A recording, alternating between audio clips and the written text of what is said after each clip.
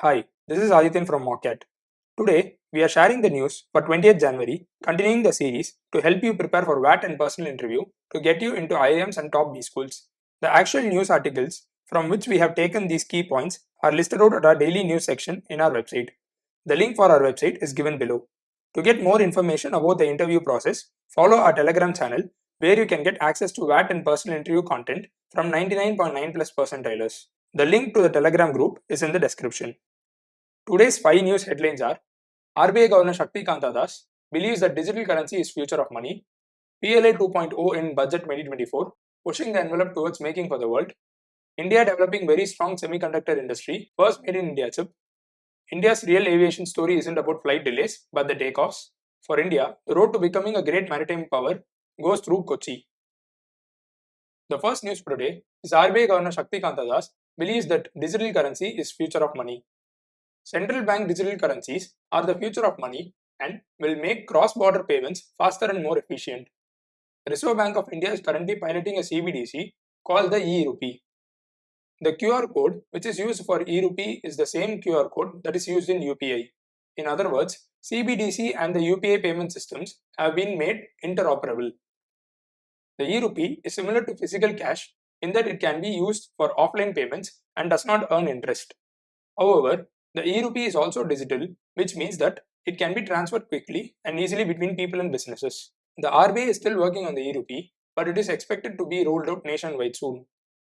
PLA 2.0 in Budget 2024, pushing the new envelope towards making for the world.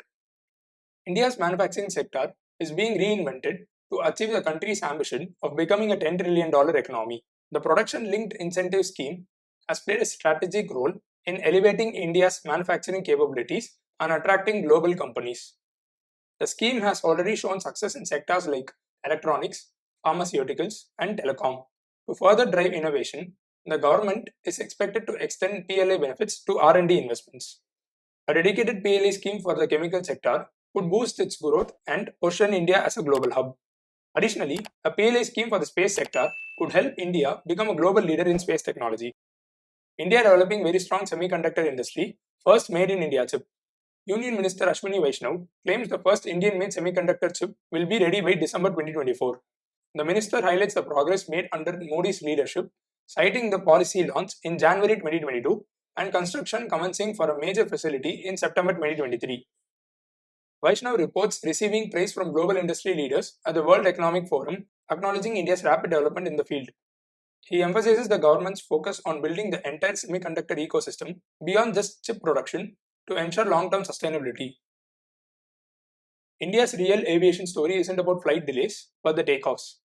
The recent spate of flight delays due to fog in North India has dominated headlines, painting a negative picture of the Indian aviation sector. But the Indian aviation industry has witnessed phenomenal growth in recent years, with passenger traffic doubling in the last decade. This is driven by factors like rising disposable incomes, increasing urbanization, and the expansion of budget airlines. Indian airports are being modernized and upgraded to handle the growing traffic. The new Bengaluru airport terminal, designed like a garden, is a prime example of this commitment to progress. Making air travel affordable for the masses is a key priority of the government. The introduction of regional connectivity schemes and the rise of budget airlines have made flying more accessible than ever before.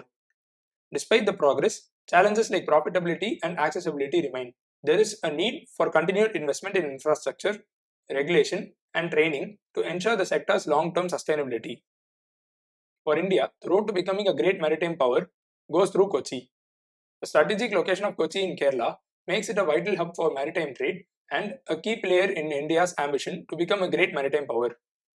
The recent inauguration of the new dry dock and ship repair facility in Kochi is seen as a game changer, reducing India's dependence on other nations for shipbuilding and repairs and boosting domestic capabilities.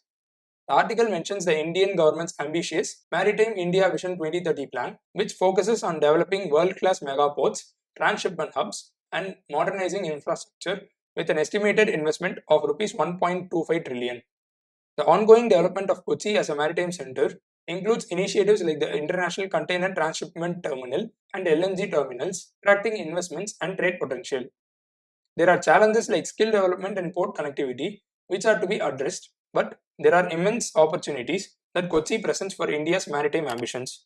So these are the 5 news for today. So stay tuned and subscribe to our channel and click the bell icon to receive notifications. Do like the video if you found it helpful. Thank you and good luck.